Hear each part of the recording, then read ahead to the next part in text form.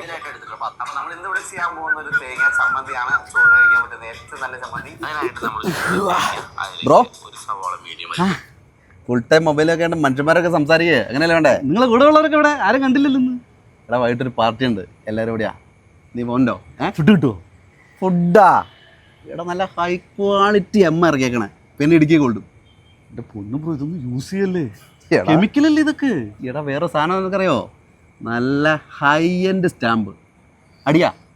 പൊന്നു ബ്രോ, ഇതൊക്കെ അടിച്ച് നമ്മുടെ ലൈഫ് ചീത്തായി പോവില്ലേ? അയ്യേ എടാ എടാ എടാ എടാ നമ്മൾ ആണുങ്ങൾ ഇതൊക്കെ അടിക്കണ്ട, എന്നാലും ജിൽ ജിൽ നിൽക്കോളൂ. ബ്രോ, ഞാൻ ഇതുവരെ ഒരു ബീഡി പോലും വിളിച്ചിട്ടില്ല. സിഗരറ്റിന്റെ മണം എനിക്ക് പറ്റൂല. ആ അതാണ് നിന്റെ പ്രശ്നം.